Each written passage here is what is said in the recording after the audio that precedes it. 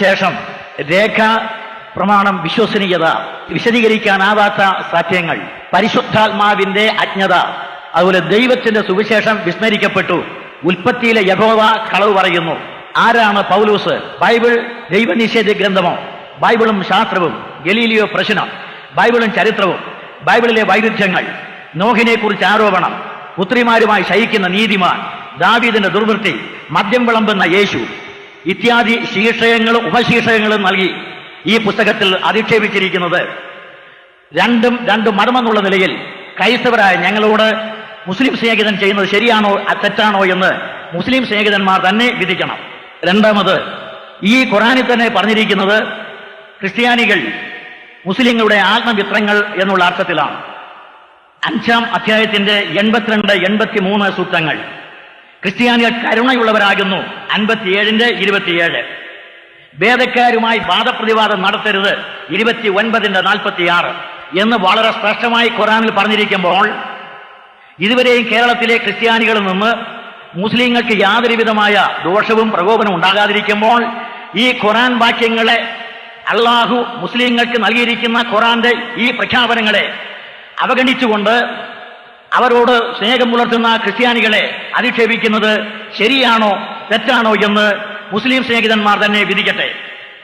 മാത്രമല്ല, സഹോദരൻ അക്ബർ ബൈബിളിനെ കുറിച്ച് പറഞ്ഞിരിക്കുന്ന അതിപ്രധാനപ്പെട്ട മറ്റൊരു വസ്തുത കൂടെ നിങ്ങളെ ഓർമ്മയിൽ കൊണ്ടുവരികയാണ്. അത് പറഞ്ഞു കഴിയുന്ന ഒരാൾക്ക് ബൈബിൾ കൊണ്ടു നടന്ന് ആ പുസ്തകത്തിന് ഉദ്ധരിച്ച് അത് പ്രസംഗിക്കാനുള്ള അവകാശം എന്ത് എന്നുള്ളത് നിയമപരമായി തന്നെ സംസാരിക്കേണ്ട ഒരു കാര്യമാണ്. വിശുദ്ധ ഖുർആൻ അതിന്റെ അവതരണ കാലത്ത് നിലനിന്നിരുന്ന യഹൂദ ഗ്രന്ഥങ്ങളെയോ ക്രൈസ്തവ ഗ്രന്ഥങ്ങളെയോ അംഗീകരിക്കുന്നതല്ല. അക്ബർ എഴുതിയ പുസ്തകമാണിത്.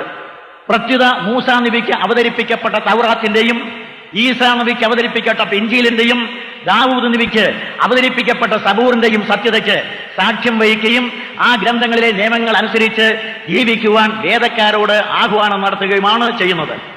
അല്ലാഹു അവതരിപ്പിച്ച സാക്ഷാൽ വേദമനുസരിച്ച് വിധിക്കുകയും ജീവിക്കുകയും ചെയ്യുന്നത് വരെ തങ്ങൾ വേദക്കാരാണെന്ന അവകാശവാദത്തിന് യാതൊരു അടിസ്ഥാനവുമില്ലെന്ന വസ്തുതയിലേക്ക് യഹൂദ ക്രൈസ്തവരുടെ ശ്രദ്ധ ക്ഷണിക്കുന്ന ഖുർആൻ സൂക്തം നോക്കുക. പറയുക, വേദക്കാരെ, തൗറാത്തും ഇൻജീലും നിങ്ങളുടെ രക്ഷിതാവിങ്കൽ നിന്ന് അവതരിപ്പിക്കപ്പെട്ട സന്ദേശങ്ങളും നിങ്ങൾ നേരാമണ്ണം ബ്രാക്കറ്റ് നിലനിർത്തുന്നത് വരെ നിങ്ങൾക്ക് യാതൊരു അടിസ്ഥാനവുമില്ല. ഖുർആൻ 5:56. ഇത് അക്ബർ ഉദ്ധരിച്ചിരിക്കുന്നതാണ്. അപ്പോൾ ഇപ്പോൾ ഞങ്ങളുടെ കൈവശമുള്ളതായ ബൈബിൾ യാതൊരു കാരണവശാലും അംഗീകരിക്കയില്ല എന്ന് തീർത്ത് പറഞ്ഞിരിക്കുന്ന സ്ഥിതിക്ക് ബഹുമാനപ്പെട്ട അക്ബറിന് ഞങ്ങളുടെ വിശ്വാസ പ്രമാണമായ ബൈബിൾ കൊണ്ടു നടന്ന് ഞങ്ങൾക്ക് വിരോധമായ ഉദ്ധരണങ്ങൾ സ്വീകരിച്ച് പ്രസംഗിക്കാനുള്ള അവകാശമെന്ത്, അധികാരമെന്ത്? ഇനിയും അദ്ദേഹം പറഞ്ഞിരിക്കുന്ന പ്രശ്നത്തെ സംബന്ധിച്ച് ഇത്രയും കൂടെ പറയണം. ഒരു ആശയ സംവാദം എന്നുള്ള നിലയിലാണെങ്കിൽ തീർച്ചയായിട്ടും അത് വളരെയേറെ നല്ലതാണ്. പക്ഷേ ഒരു ആശയ സംവാദമല്ല അദ്ദേഹം ഉദ്ദേശിക്കുന്നത്. അത് മറിച്ച് അദ്ദേഹം ആശയ സംവാദം എന്നുള്ളതിനേക്കാൾ ഞങ്ങളെ പരോക്ഷമായി നിങ്ങൾ മുസ്ലിങ്ങളായിക്കൊള്ളണമെന്നാണ് ഈ പ്രസ്താവനയിൽ പറഞ്ഞിരിക്കുന്നത്. അതുകൊണ്ട് ക്രൈസ്തവ മാർഗത്തെ അധിക്ഷേപിക്കുമ്പോൾ ഒരു കാര്യം ഞാൻ വ്യക്തമായിക്കൊള്ളട്ടെ. ഈ ബൈബിളിലും ഖുർആനും വെച്ച് പരിശോധിച്ചാൽ ഞങ്ങൾക്ക് ഖുർആനെ അംഗീകരിക്കേണ്ട യാതൊരു ആവശ്യവുമില്ല. കാരണം ബൈബിൾ അനുസരിച്ച് പറയുമ്പോൾ ഖുർആൻ ബൈബിൾ ഉത്ഭവിച്ച 600 വർഷത്തിന് ശേഷം തന്നെ ഉണ്ടായതാണ്. മുഹമ്മദ് നബിക്ക് അവരുടെ ദേവനായ അള്ളാഹു 40 മുതൽ 63 വരെയുള്ള വയസ്സുകാലത്ത് ഏകദേശം 23 വർഷം കൊണ്ട് കുറേശ്ശെ അവതരിപ്പിച്ചു കൊടുത്തതാണ് ഖുർആൻ. അതിന്റെ മൂലമാകട്ടെ സ്വർഗത്തിൽ പിശാച് തൊടാതെ വണ്ണം ഭദ്രമാക്കി സൂക്ഷിച്ച് വെച്ചിരിക്കുന്നതാണ്. അറബി ഭാഷയിൽ എഴുതി ആ ഖുർആനിൽ നിന്ന് കുറേശ്ശെ അവതരിപ്പിച്ചതാണ്. അപ്പോൾ ഞങ്ങളുടെ കയ്യിലിരിക്കുന്ന പുസ്തകത്തിന് ധാരാളം കുഴപ്പങ്ങളുണ്ട്. വാദത്തിന് വേണ്ടി ഞാൻ സമ്മതിക്കുന്നു. പക്ഷേ നേരെ മറിച്ച് ഖുർആൻ എന്ന് പറഞ്ഞാൽ അങ്ങനെയല്ല. പിശാച് തൊടാതെ വണ്ണം ഭദ്രമാക്കി പെട്ടിയിലാക്കി സൂക്ഷിച്ച് സ്വർഗത്തിൽ അള്ളാഹു തന്നെ സൂക്ഷിച്ചു വെച്ചിരിക്കുന്ന പുസ്തകം. ഈ പുസ്തകത്തിൽ ന്യൂനതകൾ ഉണ്ടായാൽ അതിനെ കുറിച്ച് നിങ്ങൾ എന്ത് പറയുന്നു? ഞങ്ങളുടെ പുസ്തകം അങ്ങനെയല്ല എന്ന് പിന്നീട് പറയുന്ന വാക്യങ്ങളിൽ നിന്ന് മനസ്സിലാകും. ബൈബിൾ എന്ന് പറയുന്നത് ഇതിൽ നിന്ന് വ്യത്യസ്തമാണ്. വേറെ പറഞ്ഞതുപോലെ ദൈവനിശ്വാസികത എന്നൊക്കെ പറയുമ്പോൾ അത് പ്രത്യേകിച്ച് മനസ്സിലാക്കേണ്ട ഒരു വസ്തുതയുണ്ട്. എന്താണ് ബൈബിളിന്റെ ദൈവനിശ്വാസികത? അതിനെക്കുറിച്ച് 2 പത്രോസ് 1-ാം അധ്യായത്തിന്റെ 21-ാം വാക്യത്തിൽ പത്രോസ് പറയുന്നത് പരിശുദ്ധാത്മ നിയോഗം പ്രാപിച്ചിട്ട് മനുഷ്യർ എഴുതിയെന്നാണ്. അപ്പോൾ എഴുത്തുകാർ സാധാരണ മനുഷ്യരാണ്.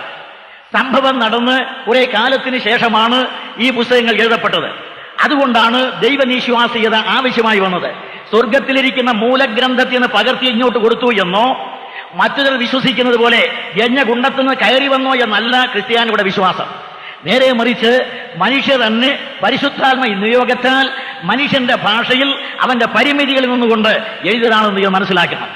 ആധ്യാത്മികമായ കാര്യങ്ങളെക്കുറിച്ച് എഴുതുമ്പോൾ അവിടെ ഉപയോഗിക്കുന്ന ഭാഷ, എഴുതുന്ന മനുഷ്യന്റെ അപ്പോഴത്തെ ശാരീരിക വ്യവസ്ഥിതി, അതോടൊപ്പം തന്നെ അവന് പറയുവാനുള്ള ആശയങ്ങൾ, അവതരിപ്പിക്കാനുള്ള ഭാഷയുടെ പരിമിതി, ഇതെല്ലാം കൂടെ പരിഗണിച്ചുകൊണ്ടാണ് ദൈവനിശ്വാസ്യതയെ പരിഗണിക്കേണ്ടത്. അപ്പോൾ തീർച്ചയായിട്ടും ഞങ്ങൾ ദൈവനിശ്വാസ്യത എന്ന് പറയുമ്പോൾ അത് ഈ അർത്ഥത്തിൽ മാത്രമേ സ്വീകരിക്കാവൂ. ഒരു വിശദീകരണം കൂടെ ഞാൻ നൽകുകയാണ്. പുതിയ നിയമത്തിലെ മിക്കവാറും ആദ്യത്തെ പുസ്തകമെന്ന് അറിയപ്പെടുന്നത് യാക്കോബ് എഴുതിയ ലേഖനമാണ്. കർത്താവായ യേശുക്രിസ്തുവിന്റെ ക്രൂശ് മരണം AD 30 നടന്നു എന്നാണ് പൊതുവെ അംഗീകരിക്കപ്പെട്ട ചരിത്രം. അങ്ങനെയാണെങ്കിൽ അതിൽ നിന്ന് ഏകദേശം 15 വർഷം കഴിഞ്ഞാണ് യാക്കോബ് പുതിയ നിയമത്തിലെ ഒന്നാമത്തെ പുസ്തകം എഴുതിയത്. അപ്പോൾ ആ കാലഘട്ടത്തിൽ ജീവിച്ചിരുന്ന യാക്കോബ് എഴുതിയപ്പോൾ അദ്ദേഹം കുറെ കാര്യങ്ങൾ ഓർമ്മയിൽ നിന്ന് ചകഞ്ഞ് ആലോചിച്ച് എഴുതി എന്ന് വന്നാൽ ആ ഓർമ്മയ്ക്ക് ധാരാളം തകരാറുകൾ വരാം, വിട്ടുപോയിരിക്കാം, സ്ഖലിതങ്ങൾ സംഭവിക്കാം. അതുകൊണ്ട് ആ സ്ഖലിതം വരാതെ വണ്ണം, നേരത്തെ കേട്ടതുപോലെ ആരുടെ കൈകടത്തൽ ഇല്ലാതെ വണ്ണം ഈ പുസ്തകം എഴുതണമെങ്കിൽ ദൈവാത്മാവിന്റെ നിവേശിതം ഉണ്ടാകണം. അതുകൊണ്ട് ബൈബിൾ ദൈവനിവേശിത ഗ്രന്ഥം എന്ന് പറയുമ്പോൾ എഴുത്തുകാർ മനുഷ്യരാണ്, ഭാഷയ്ക്ക് പരിമിതിയുണ്ട് എന്നുള്ളതുകൂടെ മനസ്സിലാക്കണം. എഴുതുന്ന മനുഷ്യന്റെ അപ്പോഴത്തെ വ്യവസ്ഥിതിയും മനസ്സിലാക്കണം. ഈ അടിസ്ഥാനത്തിലാണ് ദൈവനിശ്വാസ്യതയെ ചൂണ്ടിക്കാണിക്കേണ്ടത്. ഇതെല്ലാം എന്റെ ആ പ്രസംഗത്തിന്റെ അടുത്ത ഭാഗങ്ങളിൽ വരികയാണ്. ആമുഖമായി ഞാൻ ഇത്രയും പറഞ്ഞു എന്നേ ഉള്ളൂ. ഈ വിഷയം സംബന്ധിച്ച് ബഹുമാനപ്പെട്ട അക്ബർ അവതരിപ്പിച്ചിരിക്കുന്ന ആശയങ്ങളുടെ എല്ലാം ക്രോഡീകരിച്ചുകൊണ്ട് ഇസ്ലാമിന് സാധാരണ ഞങ്ങളോടുള്ള സംവാദത്തിൽ അവതരിപ്പിക്കപ്പെടുന്ന വിഷയങ്ങളെ ഞാനിവിടെ ഇങ്ങനെ അവതരിപ്പിക്കുകയാണ്. പോയിന്റ് 1, ദൈവത്തെ സംബന്ധിച്ചുള്ള വസ്തുതകൾ. ഒന്ന്, ക്രൈസ്തവ വിശ്വാസമാണ് ഞാനിവിടെ പറയുന്നത്, ഞങ്ങളുടെ വിശ്വാസം. അതനുസരിച്ച് ദൈവം ഏകനാകുന്നു. ഈ ബൈബിളിൽ പറഞ്ഞിരിക്കുന്നത് ഏകനായ ദൈവത്തെക്കുറിച്ചാണ്. പുറപ്പാട് പുസ്തകം 6:4, പുറപ്പാട് പുസ്തകം 20:3, യെശയ്യാവിന്റെ പ്രവചനം 44:6, പുതിയ നിയമത്തിൽ യോഹന്നാൻ 12:3, 1 കൊരിന്ത്യർ 8:4, 1 തീമോത്തേസ് 2:5, യാക്കോബിന്റെ ലേഖനം 2:19. ഇത്രയും വാക്യങ്ങളിൽ തുടർച്ചയായിട്ട് ദൈവം ഏകനാകുന്നു എന്ന് തന്നെ പ്രഖ്യാപിച്ചിരിക്കുകയാണ്. അപ്പോൾ ദൈവം ഏകനാകുന്നു എന്നുള്ളത് ബൈബിൾ അംഗീകരിച്ച സത്യമാണ്. കാലക്കണക്കനുസരിച്ച് പറഞ്ഞാൽ BC 1446-45 ഘട്ടങ്ങളിൽ ഇസ്രായേലിന്റെ തലക്കനം വന്ന പ്രവാചകനും അനുഗ്രഹീതമായ പഞ്ചഗ്രന്ഥങ്ങളുടെ രചയിതാവുമായ മോശെ അനേകേശ്വര വിശ്വാസത്തിന്റെ വിളനിലമായിരുന്ന നൈൽ നദീതടങ്ങളിലെ സംസ്കാര മേഖലയിൽ നിന്നുകൊണ്ട് റ എന്നും ആമണെന്നും പേരിലുള്ള 2 ദേവന്മാരെയും ആഥോർ എന്ന് പറയുന്ന പശുദേവതയും ആരാധിക്കുന്ന നാട്ടിൽ നിന്നുകൊണ്ട് പ്രഖ്യാപിച്ചതാണ് ആവർത്തനം 6:4. അവിടെ എഴുതിയിരിക്കുന്നത്, ഇസ്രായേലെ കേൾക്ക, നിന്റെ ദൈവം ഏകനാകുന്നു, യഹോവ ഏകൻ തന്നെ. ഈ പ്രഖ്യാപനം അദ്ദേഹം നടത്തുകയുണ്ടായി. ഏകദൈവ വിശ്വാസം ഖുർആനോ അള്ളാഹുവിനോ മാത്രം ലഭിച്ചതല്ല, അതിന് വളരെയേറെ മുമ്പ് തന്നെ ഉണ്ടായിരുന്നതാണ്. ഒരുപക്ഷെ ഉൽപ്പത്തി പുസ്തകത്തിൽ പറയുന്ന ആദത്തിന്റെ കാലം മുതൽ, ആദ്യ മനുഷ്യനായ ആദത്തിന്റെ കാലം മുതൽ കുറെ കൂടെ കഴിയുമ്പോൾ ആ പരമ്പരയിൽ, ശേത്തിന്റെ പരമ്പരയിലൂടെ, ഹാനോക്കിന്റെ പരമ്പരയിലൂടെ കുറെ കൂടെ കഴിയുമ്പോൾ ഇതേ ആശയം നോഹിലൂടെ, കുറെ കൂടെ കഴിയുമ്പോൾ അബ്രഹാമിലൂടെ, കുറെ കൂടെ കഴിയുമ്പോൾ ഈ ആശയം മോശയിലൂടെ ലോകത്തിൽ വിതരണം ചെയ്യപ്പെടുകയാണ്. അതുകൊണ്ട് ഏകദൈവ വിശ്വാസം എന്ന് പറയുന്നത് പിൽക്കാലത്തുണ്ടായ ഒന്നല്ല, വളരെ വളരെ കാലങ്ങൾ കൊണ്ട് ലോകത്തിൽ നിലവിലിരുന്ന ഒന്നാണെന്ന് ബൈബിൾ പറയുന്നു. അതുപോലെ ഇന്ത്യയിലെ പ്രാചീന മതഗ്രന്ഥങ്ങളിൽ ഏകേശ്വര വിശ്വാസത്തിന്റെ ധാരാളമായിരിക്കും തെളിവുകളുമുണ്ട്. ഇത്രയും പറയും ഏകദൈവ വിശ്വാസമാണ് ബൈബിൾ പ്രഖ്യാപിച്ചിരിക്കുന്നത്. രണ്ടാമത്, ഈ ദൈവത്തിന് കൊടുത്തിരിക്കുന്ന നാമങ്ങളെ കുറിച്ച് ഒരു കാര്യം നാം മനസ്സിലാക്കണം. ബൈബിൾ പറയുന്ന ദൈവത്തിന്റെ പേര് കൊടുത്തിരിക്കുന്ന 1-2 കാര്യം. ഒന്ന്, ഉൽപ്പത്തി പുസ്തകം 1:1, അവിടെ പറഞ്ഞിരിക്കുന്നത് ഏലോഹീം എന്നുള്ള ഒരു പേരാണ്. ഏലോഹീം എന്ന് പറയുന്ന പേര് ബഹുജനവാചിയാണ്. എന്ന് പറഞ്ഞാൽ അതിന്റെ തുടങ്ങുന്നതായ കർത്തൃപ്രയോഗം പ്രായേണ ഏകവചനത്തിലും അത് സൃഷ്ടിച്ചു എന്ന് പറയുന്ന ക്രിയാപദം ബഹുവചനത്തിലും ഉള്ളതുകൊണ്ട് ഇത് ഒന്നിലധികം അഥവാ നാനാത്വങ്ങളുള്ള ഏകത്വമാണ്. നാനാത്വങ്ങളുള്ള ഏകത്വത്തെയാണ് ഇവിടെ അംഗീകരിച്ചിരിക്കുന്നത്. ഇത് ഞാൻ പിന്നാലെ വിശദീകരിക്കും. അപ്പോൾ യഹോവ എന്നാണ് ദൈവത്തിന്റെ പേര് പറഞ്ഞിരിക്കുന്നത്. അതുകൊണ്ട് ഈ ദൈവത്തെക്കുറിച്ച് പറഞ്ഞിരിക്കുന്ന 1-2 കാര്യങ്ങൾ. ഒന്ന്, ഏലോഹീം. 2, യഹോവ. യഹോവയ്ക്ക് കൊടുത്തിരിക്കുന്ന പ്രത്യേകമായ വിശേഷണം ഇതാണ്. 3-4 വാക്യങ്ങൾ ഞാൻ പുറപ്പാട് പുസ്തകത്തിൽ നിന്ന് ചൂണ്ടിക്കാണിക്കുന്നു. പുറപ്പാട് പുസ്തകം 3-ാം അധ്യായം 6, 15, 16, 4:5. പുതിയ നിയമത്തിൽ അപ്പോസ്തല പ്രവൃത്തി 7:32. ഇത്രയും വാക്യങ്ങളിൽ പറഞ്ഞിരിക്കുന്നത് അബ്രഹാമിന്റെ ദൈവവും ഇസ്ഹാക്കിന്റെ ദൈവവും യാക്കോബിന്റെ ദൈവമായി നിങ്ങളുടെ പിതാക്കന്മാരുടെ ദൈവമായ യഹോവ ഈ വാക്യത്തിൽ നിന്ന് മനസ്സിലാക്കണം, ദൈവത്തിന്റെ പേര് ഒന്ന് ഏലോഹീം, രണ്ട് അവന്റെ പേര് അബ്രഹാമിന്റെ ദൈവവും ഇസ്ഹാക്കിന്റെ ദൈവവും യാക്കോബിന്റെ ദൈവമായി നിങ്ങളുടെ പിതാക്കന്മാരുടെ ദൈവമായ യഹോവ. മൂന്നാമത് ഈ ദൈവത്തിന് കൊടുത്തിരിക്കുന്ന പേര് മോശ തന്നെ പറഞ്ഞതാണ്. ഇസ്രായേലിലെ ജനത്തിന്റെ അടുക്കലേക്ക് മോശ അയച്ച ദൈവം, അത് അയക്കുന്ന സന്ദർഭത്തിൽ മോശ പറഞ്ഞത് ഇങ്ങനെയാണ്: ദൈവമേ, എന്നെ അയച്ചത് ആരാണെന്ന് ചോദിച്ചാൽ നിന്നെ കുറിച്ച് എന്ത് പറയണമെന്ന് ചോദിച്ചപ്പോൾ അതിന് ദൈവം പറഞ്ഞു കൊടുത്ത പേര് ഇതാണ്: ഞാനാകുന്നവൻ ഞാനാകുന്നു. കൃഷ്ണൻകുട്ടിയുടെ വിമർശന ഭാഷയിൽ പറഞ്ഞാൽ ഇതൊരു പേരേ അല്ല എന്ന് പറയാൻ ദൈവമാണ് പറഞ്ഞു കൊടുത്തത്. ഞാനാകുന്നവൻ ഞാനാകുന്നു എന്ന് പറഞ്ഞാൽ ഇവിടെ പറഞ്ഞ ഈ പേരിൽ കാലമാണ് രൂപപ്പെടുന്നത്. ഭൂതമില്ലാത്ത, ഭാവിയില്ലാത്ത സ്ഥിരമായ വർത്തമാനം. ദൈവം ശാശ്വതനാണെന്നുള്ള വസ്തുതയുടെ ഒരു വിളംബരം കൂടെ ഇവിടെയുണ്ട്. അവിടെ ദൈവത്തിന് ഭൂതം ഭാവി ഇല്ല, സ്ഥിരമായ വർത്തമാനമാണ്. അവിടെ ദൈവം മോശയോട് പറഞ്ഞത് ഞാൻ എന്നേക്കും ഇരിക്കുന്ന ദൈവം എന്നുള്ള അർത്ഥത്തിൽ ഈ പ്രഖ്യാപനം നടത്തുകയാണ് വർത്തമാന രൂപത്തിൽ. അതുകൊണ്ട് ഞാനാകുന്നവൻ ഞാനാകുന്നു. പുറപ്പാട് 3:14. അപ്പോൾ ബൈബിൾ പറയുന്ന ദൈവത്തെക്കുറിച്ചാണ് ഇപ്പോൾ ഞാൻ പറഞ്ഞത്. ഇപ്പോൾ ഇതുപോലെ തന്നെ ദൈവത്തെക്കുറിച്ച് പറയുമ്പോൾ ഒന്നാമത് ഈ നാമവാചിയായിരിക്കുന്ന സ്വഭാവം, രണ്ടാമത് ദൈവത്തെക്കുറിച്ച് അവതരിപ്പിക്കുമ്പോൾ ഞങ്ങൾ അതിന് കൊടുത്തിരിക്കുന്ന പ്രധാനപ്പെട്ട വസ്തുതയെക്കുറിച്ച് ഇങ്ങനെ വിശദീകരിക്കണം. ദൈവത്തെക്കുറിച്ചുള്ള പൊതുവായ ആശയം ഞാൻ ഇതുവരെ പറഞ്ഞു. രണ്ടാമത് ദൈവ സ്വഭാവം എങ്ങനെയാണ് രൂപപ്പെട്ടിരിക്കുന്നത്, ദൈവത്തിന്റെ സത്തയുടെ സ്വഭാവം. ഈ ദൈവസത്തയുടെ സ്വഭാവം എന്ന് പറയുന്നത് ആദ്യം പറഞ്ഞ ഏലോഹീം എന്ന നാമത്തോട് ബന്ധപ്പെട്ടതാണ്. ഏലോഹീം എന്ന് പറഞ്ഞാൽ ഞാൻ പറഞ്ഞതുപോലെ ബഹുവചനവാചിയായ ഒരു ശബ്ദം കൂടെയാണ്. അതിന് ഒരു പരിമിതി കൂടെ എടുത്തിട്ടുണ്ട് എന്ന് പറഞ്ഞാൽ 4 വർദ്ധിക്കാതെയും അതോടൊപ്പം തന്നെ 2 ചുരുങ്ങാതെയും ഇരിക്കുന്നതാണ്. അതുകൊണ്ട് ഒരു സ്ഥിരമായിരിക്കുന്ന ഒരു സംഖ്യയെ കാണിക്കുന്നതാണ് ഏലോഹീം എന്ന് പറഞ്ഞാൽ 4 വർദ്ധിക്കുകയില്ല, 2 ചുരുങ്ങുകയില്ല. ഈ ഏലോഹീം എന്നുള്ള പ്രയോഗം ബൈബിളിൽ മറ്റ് പല പ്രയോഗങ്ങളുണ്ടെങ്കിലും ഈ പേര് 2700 പ്രാവശ്യം ഉപയോഗിച്ചിരിക്കുന്നു. ഇത് ബഹുവചനവാചിയാണെന്നുള്ളതിന്റെ തെളിവിന് 1-2 സൂചകങ്ങൾ കൂടെ ബൈബിൾ നൽകുന്നുണ്ട്. ഉൽപ്പത്തി പുസ്തകം 1:26, 3:22, 11:7, യെശയ്യാവ് 6:8, 54:5 ഇത്രയും വാക്യങ്ങൾ പറഞ്ഞിരിക്കുന്നത് ദൈവത്തെ സംബന്ധിച്ച് ഇങ്ങനെയാണ്. അവിടെ ഏലോഹീം എന്ന് പറഞ്ഞാൽ ആ ദൈവം തന്നെ പിന്നെ പറയുന്നത് നാം എന്നുള്ള പ്രയോഗത്തിലാണ്. അപ്പോൾ ദൈവത്തിൽ ഒന്നിലധികം ആളത്വങ്ങൾ ഉണ്ട് എന്ന് വ്യക്തമാക്കപ്പെടുകയാണ്. ദൈവത്തിന്റെ ഒരേ സാരസത്ത 3 ആളത്വങ്ങളിൽ വിവരിക്കപ്പെടുന്നു. പുതിയ നിയമത്തിലേക്ക് വരുമ്പോൾ യോഹന്നാൻ 14:13 നമ്മുടെ കർത്താവായ യേശുക്രിസ്തു ഇങ്ങനെയാണ് പറഞ്ഞിരിക്കുന്നത്. അവിടെ ഞങ്ങൾ വന്ന് അവനിൽ വാസം ചെയ്യും. ഈ അധ്യായത്തിൽ യേശുക്രിസ്തു ദൈവത്തെക്കുറിച്ച് പറയുന്ന പ്രയോഗങ്ങൾ ഞാൻ പിന്നാലെ പറയും. ആ അധ്യായത്തിൽ പറഞ്ഞത് ഞങ്ങൾ, നാം എന്ന് പറഞ്ഞു, ഏലോഹീം. അതിന് കുറെ കൂടെ കഴിയുമ്പോൾ നാം, കുറെ കൂടെ കഴിയുമ്പോൾ ഇതേ ശബ്ദം ഞങ്ങൾ എന്നാണ് യേശുക്രിസ്തു വ്യവഹരിക്കുന്നത്. ഈ പ്രയോഗത്തിൽ നിന്ന് അല്പം കൂടെ വിശദീകരിക്കാനുണ്ട്. ഞാൻ അടുത്ത ഭാഗത്തേക്ക് വരികയാണ്. 2, ദൈവത്തെക്കുറിച്ചുള്ള സ്വഭാവത്തിൽ മഷിയെ കുറിക്കുന്ന പദങ്ങളാണ് പിന്നെ വരുന്നത്. ദൈവത്തെക്കുറിച്ച് ഇത്രയും കാര്യം പറഞ്ഞതിന് ശേഷം മഷിയെ കുറിക്കുന്ന പ്രയോഗങ്ങൾ പഴയ നിയമത്തിൽ 456 പ്രാവശ്യം നൽകിയിട്ടുണ്ടെന്നാണ് യഹൂദ പണ്ഡിതന്മാർ പറയുന്നത്. അതായത് യഹൂദന്മാർ മഷിയെക്കുറിച്ച് പറയുമ്പോൾ പ്രായേണ അംഗീകരിച്ചിരിക്കുന്ന ഒരു വസ്തുത ദൈവമെന്ന് തന്നെ അവർ അർത്ഥം കൽപ്പിച്ചിട്ടുണ്ട്. അതിന് ഞാൻ പിന്നാലെ വിശദീകരണം നൽകുന്നതാണ്. യഹൂദന്മാർ മഷിയെ വിഭാവന ചെയ്തിരുന്നു. ആ മഷിയ ദൈവത്തോടുകൂടെ ദൈവമായിരിക്കണമെന്നാണ് അവരുടെ ധാരണ. അതുകൊണ്ട് യഹൂദന്മാർ മഷിയെക്കുറിച്ച് പറയുമ്പോൾ അതിനുപയോഗിച്ചിരുന്ന പേരാണ് പുത്രൻ എന്ന സംജ്ഞ. ഇത് ക്രിസ്ത്യാനികൾ ഉണ്ടാക്കിയതല്ല. അപ്പോൾ തീർച്ചയായിട്ടും ഖുർആനിൽ പറയുന്ന പോലെ ഇസ്രായേൽ സന്തതികൾ അള്ളാഹുവിന് ഒരു പുത്രനെ ഉണ്ടാക്കി കൊടുത്തു എന്നൊക്കെ പറയുന്നുണ്ട്. എന്നാൽ അവിടെയല്ല ഇപ്പോൾ ഞാൻ വരുന്നത്. യഹൂദന്മാർ മഷിയെ വിളിച്ചത് ദൈവത്തിന്റെ പുത്രൻ എന്നാണ്. അങ്ങനെയുള്ള പ്രയോഗങ്ങൾ പഴയ ധാരാളമുണ്ട്. സങ്കീർത്തനം 2:7, 45:6-7, 110:4, അതുപോലെ യെശയ്യാവിന്റെ പ്രവചനം 48:16 ഇത്യാദി വാക്യങ്ങളിൽ യേശു ക്രിസ്തു എന്നുള്ള പേരെ നമുക്കിവിടെ വേണ്ട. നേരെ മറിച്ച് ദൈവത്തിന്റെ മഷിയ യഹൂദന്മാർ പറഞ്ഞു. ആ മഷിയയ്ക്ക് അവർ കൊടുത്തിരുന്ന പേരാണ് പുത്രൻ. ഇത് എങ്ങനെയാണ് തെളിയിക്കാൻ പോകുന്നത് ഞാൻ പിന്നെ പറയും. അതുകൊണ്ട് 3-ാമത്തെ കുറിപ്പിലേക്ക് ഞാൻ വരികയാണ്. അതുകൊണ്ട് 1 ഏലോഹീം എന്ന പദം അതിന്റെ ബഹുവചന സ്വഭാവപ്പെട്ടിരിക്കുന്നത് ദൈവത്തിന്റെ സത്തയുടെ സ്വഭാവം. ഈ ദൈവസത്തയുടെ സ്വഭാവം എന്ന് പറയുന്നത് ആദ്യം പറഞ്ഞ ഏലോഹീം എന്ന നാമത്തോട് ബന്ധപ്പെട്ടതാണ്. ഏലോഹീം എന്ന് പറഞ്ഞാൽ ഞാൻ പറഞ്ഞതുപോലെ ബഹുവചനവാചിയായ ഒരു ശബ്ദം കൂടെയാണ്. അതിന് ഒരു പരിമിതി കൂടെ എടുത്തിട്ടുണ്ട് എന്ന് പറഞ്ഞാൽ 4 വർദ്ധിക്കാതെയും അതോടൊപ്പം തന്നെ 2 ചുരുങ്ങാതെയും ഇരിക്കുന്നതാണ്. അതുകൊണ്ട് ഒരു സ്ഥിരമായിരിക്കുന്ന ഒരു സംഖ്യയെ കാണിക്കുന്നതാണ് ഏലോഹീം എന്ന് പറഞ്ഞാൽ 4 വർദ്ധിക്കുകയില്ല, 2 ചുരുങ്ങുകയില്ല. ഈ ഏലോഹീം എന്നുള്ള പ്രയോഗം ബൈബിളിൽ മറ്റ് പല പ്രയോഗങ്ങളുണ്ടെങ്കിലും ഈ പേര് 2700 പ്രാവശ്യം ഉപയോഗിച്ചിരിക്കുന്നു. ഇത് ബഹുവചനവാചിയാണെന്നുള്ളതിന്റെ തെളിവിന് ഒന്ന് രണ്ട് സൂചകങ്ങൾ കൂടെ ബൈബിൾ നൽകുന്നുണ്ട്. ഉൽപ്പത്തി പുസ്തകം 1:26, 3:22, 11:7, യെശയ്യാവ് 6:8, 54:5 ഇത്രയും വാക്യങ്ങൾ പറഞ്ഞിരിക്കുന്നത് ദൈവത്തെ സംബന്ധിച്ച് ഇങ്ങനെയാണ്. അവിടെ ഏലോഹീം എന്ന് പറഞ്ഞാൽ ആ ദൈവം തന്നെ പിന്നെ പറയുന്നത് നാം എന്നുള്ള പ്രയോഗത്തിലാണ്.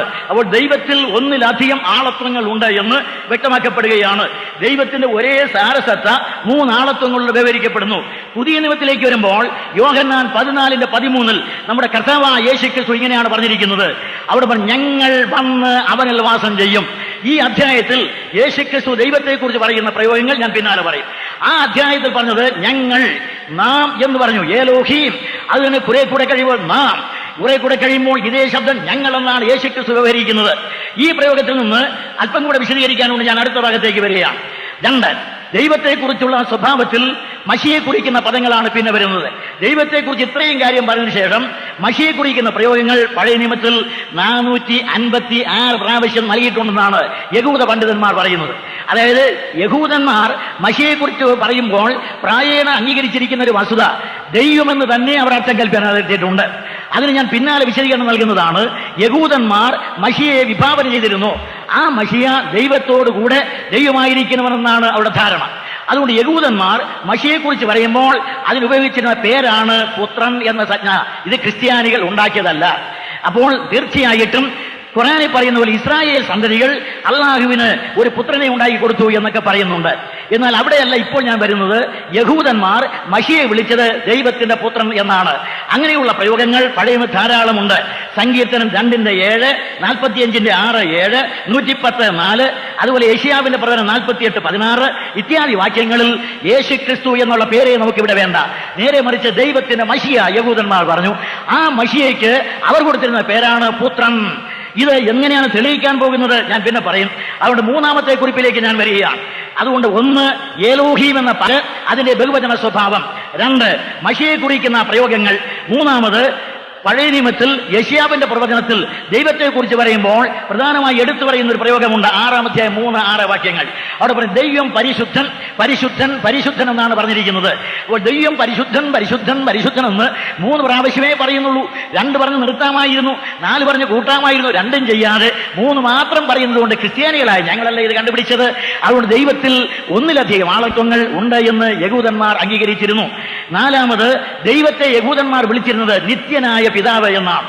യെശയ്യാ പ്രവചനം ഈ വാക്യത്തെ വളരെയേറെ ശക്തമായിട്ടാണ് പ്രഖ്യാപിക്കുന്നത്. നിത്യനായ പിതാവ്. ദൈവം നിത്യ ദൈവമാണ്. ആ ദൈവം നിത്യ പിതാവായിരിക്കണം.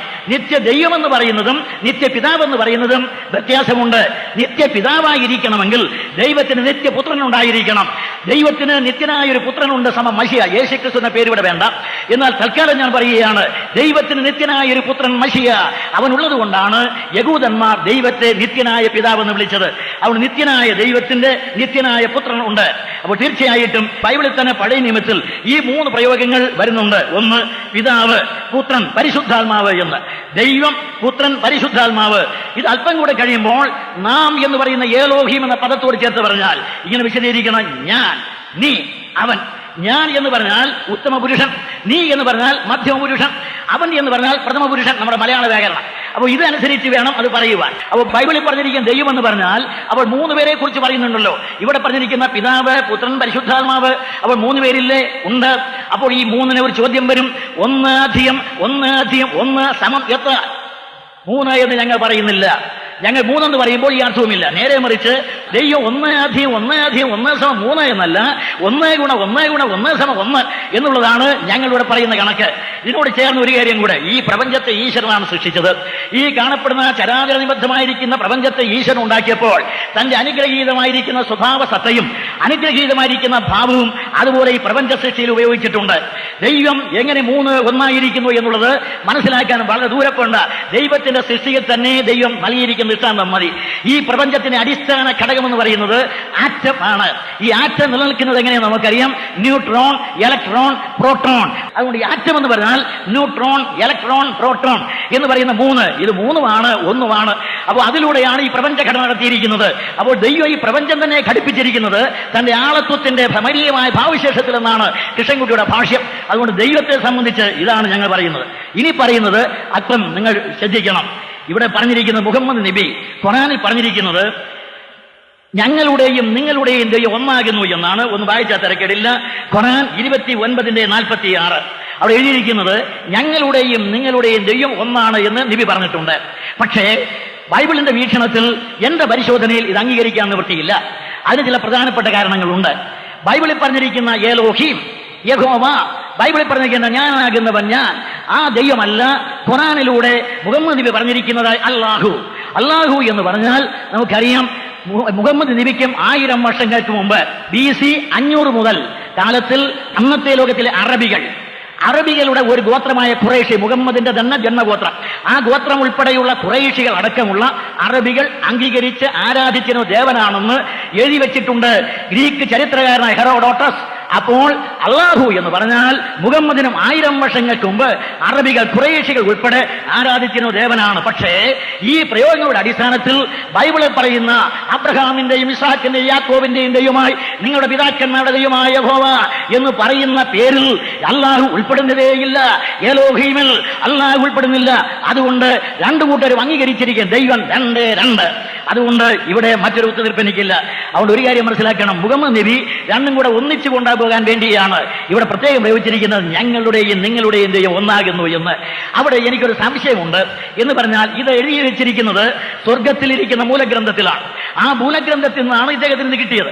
അങ്ങനെയാണെങ്കിൽ ഞങ്ങളെന്ന് പറഞ്ഞിരിക്കുന്നത് ആരാണെന്ന് സംശയം.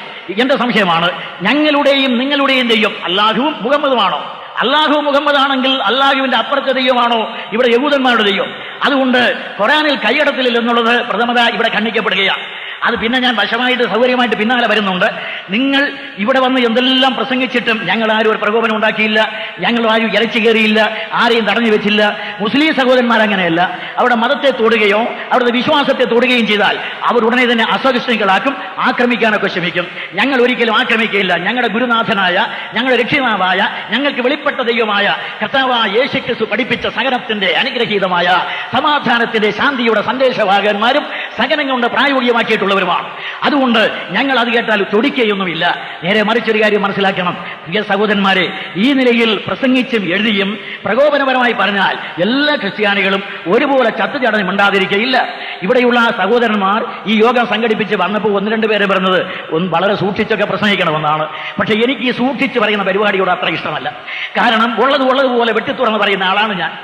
അപ്പോൾ ഖുർആൻ അക്ബർ എങ്ങനെ നിരാകരിക്കുന്നുവോ അതുപോലെ ഞാൻ നിരാകരിക്കുകയാണ് ഇതിനെ. രണ്ടാമത്, ഇത് സംബന്ധിച്ച് ഏറ്റവും പ്രധാനപ്പെട്ട മറ്റൊരു വസ്തുത യേശുക്രിസ്തുവിനെ സംബന്ധിക്കുന്നതാണ്. യേശുക്രിസ്തുവിന്റെ ദൈവത്വമാണല്ലോ മറ്റൊരു പ്രശ്നം. ഈ നോട്ടീസിൽ പറഞ്ഞിരിക്കുന്ന വിഷയങ്ങളാണ് ഇവിടെ അവതരിപ്പിക്കുന്നത്. കാരണം ഇത് നോട്ടീസിൽ അവതരിപ്പിച്ചിരിക്കുന്ന ഈ വിഷയത്തിൽ ഏറ്റവും പ്രധാനപ്പെട്ട ഒന്ന് യേശുക്രിസ്തു ദൈവത്വമാണ്. യേശുക്രിസ്തുവിന്റെ ദൈവത്വം സംബന്ധിച്ച് ഒരു പ്രധാനപ്പെട്ട വസ്തുതയുണ്ട്. യേശുക്രിസ്തു ഒരിക്കൽ പോലും ഞാൻ ദൈവമാകുന്നു എന്ന് പറഞ്ഞതായി ബൈബിൾ രേഖപ്പെടുത്തിയിട്ടില്ല. ഞാൻ ദൈവമാകുന്നു എന്ന് യേശുക്രിസ്തു ഒരിക്കൽ പോലും പറഞ്ഞിട്ടില്ല. പിന്നെ ക്രിസ്ത്യാനികളായ ഞങ്ങൾ യേശുക്രിസ്തുവിനെ എന്തുകൊണ്ടാണ് ദൈവമെന്ന് വിളിക്കുന്നത്? അത് നിങ്ങൾ മനസ്സിലാക്കിയിരിക്കണം. എന്തുകൊണ്ടെന്നാൽ ചിലർ പറയുന്നത് യേശുക്രിസ്തു കുറെ അത്ഭുതങ്ങൾ ചെയ്തിട്ടുണ്ട്, അതുകൊണ്ട് അദ്ദേഹത്തെ ഞങ്ങൾ ദൈവമെന്ന് വിളിക്കുന്നു എന്ന്. പക്ഷെ ഞാൻ സമ്മതിക്കുന്നില്ല. 2, ഖുർആനിൽ തന്നെ പറഞ്ഞിട്ടുണ്ട് ഈസ ധാരാളമായ അമാനുഷിക പ്രവർത്തികൾ കാണിച്ചു എന്ന്. അമാനുഷിക പ്രവർത്തികൾ കാണിക്കുന്നത് അല്ലാഹുവിന് മാത്രമുള്ളതാണെന്ന് ഖുർആനിൽ പറഞ്ഞിട്ടുണ്ട്. അപ്പോൾ അല്ലാഹുവിന് മാത്രമുള്ള അമാനുഷിക അത് ഞാൻ പിന്നീട് പറയും. അതുകൊണ്ട് അല്ലാഹുവിന് മാത്രമുള്ളതായ അമാനുഷിക പ്രവർത്തികൾ ഈസാ നബി കാണിച്ചു എങ്കിൽ അദ്ദേഹം അമാനുഷികനാണ്. എന്നാൽ അത്ഭുത പ്രവർത്തികൾ കൊണ്ട് ഈസ അമാനുഷികനാണെന്ന് ഖുർആൻ തന്നെ സമ്മതിച്ചിരിക്കുമ്പോൾ തൽക്കാലം ഞാൻ ഇത് 2 സമ്മതിക്കുന്നില്ല. അതുകൊണ്ട് യേശുക്രിസ്തു അത്ഭുതം ചെയ്തു. 5 അപ്പം കൊണ്ട് 5000 പരിപോഷിപ്പിച്ചു നസറായനായ യേശു. അങ്ങനെയാണെങ്കിൽ 5 അപ്പം കൊണ്ട് 5000 പരിപോഷിപ്പിച്ചാൽ അതുകൊണ്ട് യേശുക്രിസ്തുവിനെ ക്രിസ്ത്യാനികൾ ദൈവമാക്കിയാൽ നോക്കിയ ആളുകളുടെ എണ്ണം യേശുക്രിസ്തു അല്പം മാറ്റിക്കൊടുത്തത് 5000 പുരുഷന്മാർ. അവരുടെ ഭാര്യമാരെ കൂടെ കൂട്ടിയാൽ 5000 2 10000 10000 പേരായി. കാരണം അവർക്ക് ഓരോ ഭാര്യമാരേ ഉള്ളൂ. അതുകൊണ്ട് അത്രയും ഉള്ളത് കൊണ്ട് ഓരോരുത്തരും ഒരുത്തി വീതം സമം 5000 പുരുഷന്മാരും ഭാര്യമാരും. അന്നത്തെ പോലെ കുട്ടികൾ 2 എന്നില്ലല്ലോ. അതുകൊണ്ട് നമുക്ക് 2 നാൻ 2 ഇല്ലാത്തത് കൊണ്ട് കുട്ടികൾ 3 ആക്കാം. അങ്ങനെയാണെങ്കിൽ തീർച്ചയായിട്ടും ഒരു കാര്യം മനസ്സിലാക്കണം, 3 കുട്ടികൾ. ആ 3 കുട്ടികൾ ഒരു ദമ്പതിക്ക് 5000 ഗുണം 3 15. അപ്പോൾ ഇത്രയും ലക്ഷങ്ങൾ ആളുകളുണ്ട്. അവരെല്ലാം യേശുക്രിസ്തു പോഷിപ്പിച്ചു എന്ന് പറയുന്നു. അങ്ങനെയാണെങ്കിൽ യേശുക്രിസ്തുവിനേക്കാൾ വലിയ അത്ഭുതം ചെയ്തത് മോശയാണ്. കാരണം 6 ലക്ഷത്തിൽ പരം യഹൂദന്മാർ, അവരുടെ പരിവാരങ്ങൾ, കുട്ടികൾ, ഇവരെ എല്ലാം കൊണ്ട് 40 വർഷം മരുഭൂമിയിൽ സഞ്ചരിച്ചപ്പോൾ ആകാശത്ത് നിന്ന് മന്ന വർഷിപ്പിച്ചു കൊടുത്ത് അവരെ പോഷിപ്പിച്ച മോശയെ ദൈവമാക്കണ്ടേ? അതുകൊണ്ട് അത്ഭുതം ചെയ്തതുകൊണ്ട് യേശുക്രിസ്തുവിനെ ഞങ്ങൾ ദൈവമെന്ന് വിളിക്കുകയില്ല. 2, മരിച്ചവർ ഉയർപ്പിച്ചതുകൊണ്ട് യേശുക്രിസ്തുവിനെ ഞങ്ങൾ ദൈവമെന്ന് വിളിച്ചാൽ പഴയ നിമിത്തത്തിലെ പ്രവാചകന്മാർ മരിച്ചവർ ഉയർപ്പിച്ചിട്ടുണ്ട്. അങ്ങനെയാണെങ്കിൽ തീർച്ചയായിട്ടും അതുകൊണ്ട് വിളിക്കാൻ നിവൃത്തിയില്ല. ഇത്യാദി കാര്യങ്ങൾ കൊണ്ടല്ല ഞങ്ങൾ യേശുക്രിസ്തുവിനെ ദൈവമായി അംഗീകരിക്കുന്നത്. നേരെ മറിച്ച് എന്തുകൊണ്ടാണെന്നുള്ളത് വിശദീകരിക്കാനാണ് ഞാൻ പോകുന്നത്. യേശുക്രിസ്തു എന്ന് ഇന്ന് നമ്മൾ പറയുന്ന പേര് ബൈബിളിൽ പറയുമ്പോൾ 2 അർത്ഥത്തിൽ മനസ്സിലാക്കണം. മറിയത്തിന്റെ മകനായി തിരുവവതാരം ചെയ്തു വന്ന കർത്താവായ യേശുക്രിസ്തു വന്നതിന് ശേഷമാണ് യേശു എന്ന പേര് ഇവന് വന്നത്. അത് ദൈവദൂതൻ തന്നെ പറഞ്ഞു കൊടുത്തതാണ്. അപ്പോൾ ഒരു കാര്യം, ദൈവദൂതൻ പറഞ്ഞു കൊടുക്കുന്നതിന് മുമ്പ് മറിയത്തിന്റെ ഗർഭാശയത്തിൽ വന്നത് ആരെന്ന് ചോദിച്ചാൽ ഇവിടെ എഴുതിയിരിക്കുന്നു, ഞാൻ നേരത്തെ പറഞ്ഞല്ലോ, ദൈവം, വചനം അഥവാ പുത്രൻ. ദൈവത്തിന്റെ 3 ആളത്വങ്ങളിൽ, അതായത് ത്രിയേകനായ ദൈവത്തിന്റെ 3 ആളത്വങ്ങളിൽ രണ്ടാമത്തെ വ്യക്തിയായ നീ എന്ന് സംബോധന ചെയ്യാവുന്ന മധ്യമ പുരുഷൻ. അപ്പോൾ ദൈവത്തിന്റെ ആളത്വത്തിലെ നീ എന്ന് സംബോധന ചെയ്യപ്പെടുന്ന മധ്യമ പുരുഷനാണ് മനുഷ്യാവതാരം ചെയ്തത്. അവൻ ലോകത്തിൽ വന്നപ്പോൾ അവന് കൊടുത്ത പേരാണ് യേശു. എന്തുകൊണ്ടെന്നാൽ ചെയ്യാനിരിക്കുന്ന ഒരു കർമ്മത്തിന്റെ അടിസ്ഥാനത്തിൽ തന്റെ ജനത്തെ അവിടെ പാപങ്ങൾ നിരീക്ഷിക്കാനിരിക്കൊണ്ട് അവൻ യേശു എന്ന് പേരിടണം എന്നാണ് പറഞ്ഞിരിക്കുന്നത്. അപ്പോൾ യേശുക്രിസ്തുവിന്റെ ദൈവത്വം അംഗീകരിക്കാൻ ഞങ്ങൾ 4 പ്രധാനപ്പെട്ട കാര്യങ്ങളാണ് സ്വീകരിച്ചിരിക്കുന്നത്. അത് ക്രിസ്ത്യൻ തിയോളജിയന്മാരെല്ലാം അംഗീകരിച്ചിരിക്കുന്ന വസ്തുത ഞാൻ എടുത്തു പറയുകയാണ്. ഒന്നാമത്, ദൈവത്തിന്റെ നാമവും ക്രിസ്തുവിന്റെ പേരും സംബന്ധിച്ച്. 2ാമത്, ആ ദൈവത്തിന്റെ ഗുണലക്ഷണങ്ങളും ക്രിസ്തുവിന്റെ ഗുണലക്ഷണങ്ങളും സംബന്ധിച്ച്. 3ാമത്, അവിടുത്തെ പ്രവൃത്തികൾ സംബന്ധിച്ച്. 4ാമത്, താൻ ആരാധന സ്വീകരിക്കുന്നത്. ഈ 4 കാര്യങ്ങളുടെ അടിസ്ഥാനത്തിൽ യേശുക്രിസ്തുവിനെ സംബന്ധിച്ച് അവിടുന്ന് ദൈവമാണ്, ദൈവത്വമുള്ളവനാണ്. യഹൂദന്മാർ യേശുക്രിസ്തുവിനെ ഉന്നയിച്ച ഏറ്റവും വലിയ ഗുരുതരമായ ആരോപണം എന്ന് പറയുന്നത് താൻ ദൈവത്തോട് സമനാക്കി എന്നുള്ളതാണ്. യേശുക്രിസ്തു ഞാൻ ദൈവമാകുന്നു എന്നല്ല പറഞ്ഞത്. അപ്പോൾ യഹൂദന്മാരോട് യേശുക്രിസ്തു പറഞ്ഞപ്പോഴെല്ലാം ദൈവത്തെ പിതാവെന്നാണ് വിളിച്ചത്. അപ്പോൾ ദൈവത്തെ പിതാവെന്ന് വിളിച്ചാൽ ആ ദൈവത്തോട് സമനാക്കുന്നു എന്ന് യഹൂദന്മാരാണ് പറഞ്ഞത്. യോഹന്നാൻ 5:18. അവിടെ യഹൂദന്മാർ യേശുവിനെ കല്ലെറിയാൻ ശ്രമിച്ചപ്പോൾ യേശു ചോദിച്ചു, നിങ്ങൾ എന്തുകൊണ്ടാണ് എന്നെ എറിയുന്നത്? അപ്പോൾ യഹൂദന്മാർ പറഞ്ഞു, നീ വാസ്തവത്തിൽ ഒന്നും ചെയ്തതുകൊണ്ടല്ല, ദൈവത്തെ സ്വന്തം പിതാവെന്ന് വിളിച്ചതിനാൽ നീ ദൈവത്തോട് സമനാക്കിയിരിക്കുകയാണ്, അതുകൊണ്ടാണ് ഞങ്ങൾ എറിയുന്നത്. അപ്പോൾ ഒരർത്ഥത്തിൽ യേശുക്രിസ്തു ദൈവത്വത്തെ സമ്മതിച്ചിരിക്കുകയാണ്. ഇവിടെ തന്റെ ദൈവത്വം ഇങ്ങനെ പ്രഖ്യാപിക്കുകയാണ്, ദൈവത്തോട് സമനാക്കിയിരിക്കുന്നു എന്ന് യഹൂദന്മാർ പറയുന്നു. യേശു നിഷേധിക്കുന്നുമില്ല, ദൈവത്തെ പിതാവ് തന്നെ വിളിച്ച് ദൈവത്തോട് സമനാക്കിയിരിക്കുകയാണ് കർത്താവ്. അതുകൊണ്ട് അവനെ ഈ പ്രധാനപ്പെട്ട വസ്തുതയിൽ ഈ 4 ന്യായങ്ങളുടെ അടിസ്ഥാനത്തിൽ യേശുക്രിസ്തു ദൈവമെന്നാണ് ഞങ്ങളുടെ വാദം. അതുകൊണ്ട് ഇത് സംബന്ധിച്ച് 1-2 കാര്യം വളരെ വേഗത്തിൽ പറഞ്ഞാൽ അവസാനിപ്പിക്കാം. ഏലോഹീമിലെ 3 വ്യക്തികൾ, ആ 3 വ്യക്തികളെ കുറിച്ച് മത്തായിയുടെ സുവിശേഷം 3-ാം അധ്യായത്തിന്റെ 1 മുതൽ 5 വരെയുള്ള വാക്യങ്ങൾ അവിടെ വായിക്കാവുന്നതാണ്. 3 വ്യക്തികളും അവിടെ വരുന്നുണ്ട്. ഞാൻ നേരത്തെ പറഞ്ഞ യോഹന്നാൻ 14 3 വ്യക്തികളും വരുന്നുണ്ട്. ചുരുക്കി പറഞ്ഞാൽ വേറെ നിലയിൽ ഇങ്ങനെ പറയാം, ഒരു പുസ്തകത്തിൽ, ഒരു അധ്യായത്തിൽ, ഒരു വാക്യത്തിൽ ഇവിടെ എല്ലാം ഈ 3 വ്യക്തികൾ വരുന്നുണ്ട്. ഒരർത്ഥത്തിൽ ബൈബിളിൽ തന്നെ പരിശോധിക്കുക, ഈ 3 വ്യക്തികൾ ഒന്നിച്ച് 4 വരുന്നില്ല, 2 വരുന്നില്ല, 3 ഇങ്ങനെ ഒന്നിച്ച് വരിക. ഈ 3 ഇങ്ങനെ വരുന്നത് കൊണ്ടാണ് ഞങ്ങൾ ഇത് സമ്മതിക്കുന്നത്. അവിടെ വരുമ്പോൾ ഇവിടെ പറഞ്ഞിരിക്കുന്ന 3 ആളുകൾ യേശുക്രിസ്തുവിന്റെ സ്ഥാന സമയം. അപ്പോൾ 1 ഒരു ദൈവത്തിൽ നിന്നുള്ള ഒരാശയീരി, 2 പുത്രനാണ് സ്ഥാനപ്പെടുന്നത്, 3 പരിശുദ്ധാത്മാവോടെ വരികയുണ്ടായി. അപ്പോൾ 2 സുവിശേഷകന്മാർ വളരെ വ്യക്തമായിട്ട് രേഖപ്പെടുത്തിയിട്ടുണ്ട്. അപ്പോൾ ദൈവത്തിന്റെ 3 ആളത്വങ്ങൾ ഉള്ളതിൽ ഏലോഹീമിലെ 2ാമത്തെ വ്യക്തിയാണ് ഈ പുത്രൻ വിവരിക്കപ്പെട്ടത്. അവൻ മറിയത്തിന്റെ മകനായി മനുഷ്യാവതാരം സ്വീകരിച്ച് ലോകത്തിൽ വന്നപ്പോൾ യോഹന്നാൻ വെച്ച് സ്ഥാനപ്പെടുമ്പോൾ ദൈവം പറഞ്ഞു, ഇവൻ എന്റെ പ്രിയപുത്രൻ. 2, ഈ അംഗീകാരത്തിന് ദൈവ പരിശുദ്ധാത്മാവ് നൽകിക്കൊണ്ട് പരിശുദ്ധാത്മാവെന്നവൻ അവന്റെ മേൽ ആവസിച്ചു എന്ന് പറഞ്ഞിട്ടുണ്ട്. അവിടെ ദൈവം, പുത്രൻ, പരിശുദ്ധാത്മ 3 വ്യക്തികളും വരുന്നുണ്ട്. യോഹന്നാൻ എഴുതിയ സുവിശേഷം 14-ാം അധ്യായത്തിലേക്ക് വരുമ്പോൾ അവിടെ ഒരേ അധ്യായത്തിൽ ഈ 3 പേരും വരുന്നത് കാണാം. അവിടെ കർത്താവായ യേശു വരുമ്പോൾ പിതാവ് എന്ന് ദൈവത്തെ വിളിച്ചു. 2ാമത് ഞാൻ പോയിട്ട് എന്നൊക്കെ പറഞ്ഞു. അത് 3ാമത് കാര്യസ്ഥനത പരിശുദ്ധാത്മാവ് വരുമെന്ന് പറഞ്ഞു. ഒരധ്യായത്തിൽ 3 പേര് ഒന്നിച്ച് വരിക. ഇത് കഴിഞ്ഞാൽ ഒരു വാക്യത്തിലേക്ക് വരിക. മത്തായിയുടെ സുവിശേഷം 28-ാം അധ്യായത്തിന്റെ 19-ാം വാക്യത്തിൽ വരുമ്പോൾ യേശുക്രിസ്തു പറഞ്ഞത് ഇങ്ങനെയാണ്, പിതാവിന്റെയും പുത്രന്റെയും പരിശുദ്ധാത്മാവിന്റെയും നാമത്തിൽ ഇവിടെ എലോഹീം എന്ന നാമത്തിന്റെ പേര് പറഞ്ഞതുപോലെ ഈ വ്യാകരണ നിയമം അനുസരിച്ച് ഇതിവിടെ പറഞ്ഞാൽ പിതാവിന്റെയും പുത്രന്റെയും പരിശുദ്ധാത്മാവിന്റെയും നാമങ്ങളിൽ എന്നാണ് വരേണ്ടത്. ആ നാമങ്ങളിൽ എന്ന് പറയാതെ നാമത്തിൽ എന്ന് പറഞ്ഞിരിക്കുന്നതിനാൽ അതുകൊണ്ട് ഈ 3 പേര് ഒരു ഏകവചന ക്രിയയിൽ അവസാനിക്കുന്നതിനാൽ ഈ ഏകത്വത്തെ ഞങ്ങൾ അംഗീകരിക്കുന്നത് ഈ വിധത്തിലാണ്.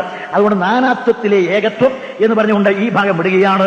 ഇവിടെ യേശുക്രിസ്തു ദൈവത്തിന്റെ 3 വ്യക്തികളെ ആരോപിച്ചിരിക്കുന്ന രണ്ടാമത്തെ വ്യക്തിയുടെ മറിയത്തിന് മകനായുള്ള അവതാരമാണ്. 2, യേശുക്രിസ്തു ലോകത്തിൽ വന്നപ്പോൾ അവിടെ ചെറിയ പേര് കൊടുത്തിട്ടുണ്ട്, ഇമ്മാനുവേൽ.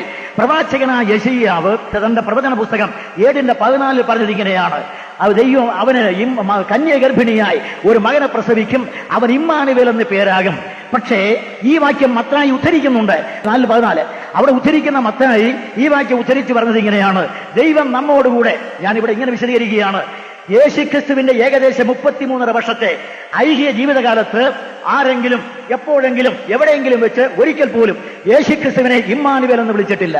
പിന്നെ എന്താണ് ഇതിന്റെ അർത്ഥം? അവിടെ അർത്ഥവും പറഞ്ഞിട്ടുണ്ട്, ദൈവം നമ്മോടുകൂടെ. അപ്പോൾ ഇമ്മാനുവേൽ എന്ന് ക്രിസ്തു അറിയപ്പെട്ടു എന്ന് പറഞ്ഞാൽ ദൈവം നമ്മോടുകൂടെ. ദൈവം ചരിത്രത്തിൽ മനുഷ്യനോടോടെ പാർത്ത ഒരു കാലഘട്ടത്തെയാണ് കുറിക്കുന്നത്. ദൈവം ചരിത്രത്തിൽ മനുഷ്യനോടോടെ പാർത്തതാണ്. ഇതെന്നെ പഞ്ഞന്തരേണ യോഹന്നാൻ അവതരിപ്പിക്കുന്നുണ്ട്. ആദിയിൽ വചനം ഉണ്ടായിരുന്നു ഡാഷ് ഡാഷ്. ഉടൽ പറഞ്ഞു, വചനം ജഡമായി കൃപയും സത്യവും നിറഞ്ഞവനായി നമ്മുടെ ഇടയിൽ പാർത്തു. വചനം ജഡമായി വന്നവനാണ് കർത്താവായ യേശുക്രിസ്തു. അപ്പോൾ യേശുക്രിസ്തുവിന്റെ ദൈവത്വം സംബന്ധിച്ച് അവന്റെ പേരിലെ രണ്ടാമത്തെ കാര്യം ഞാൻ പറഞ്ഞു. മൂന്നാമത് ഈ പേര് തന്നെ വേറെ രൂപത്തിൽ കൊടുത്തിട്ടുണ്ട്, അഡോണായ്. യഹൂദന്മാർ യഹോവയെ കുറിച്ച് പ്രത്യേക ഒരു ധാരണയുള്ളവരായിരുന്നു. യഹോവ എന്ന പേര് കൂടെ ഉച്ചരിക്കാൻ നിവൃത്തിയില്ലാത്തത് കൊണ്ട് ഈ പേരിന് പകരം അവരുണ്ടാക്കിയ മറ്റൊരു നാമമാണ് അഡോണായ്. അഡോണായ് എന്നുള്ള വാക്കിന്റെ ഈ പേര് ഗ്രീക്കിലേക്ക് മാറുമ്പോൾ കൂറിയോസ് എന്നുള്ള ഈ വാക്ക് മലയാളത്തിലേക്ക് വിവർത്തനം ചെയ്യുമ്പോൾ കർത്താവ്. ഇവിടെ കർത്താവ് എന്ന് പറയുന്നത് നമുക്കറിയാം, നമ്മുടെ നാടുകളിൽ പല കർത്താക്കന്മാർ ഭരിച്ചിരുന്നു, ഇടപ്രഭുക്കന്മാരായി ഭരിച്ചിരുന്നു. കൊച്ചി രാജാവിന്റെ കീഴിലെ ഇടപ്രഭുക്കന്മാരെയാണ് ഇവിടെ കർത്താക്കന്മാരെന്ന് വിളിച്ചത്.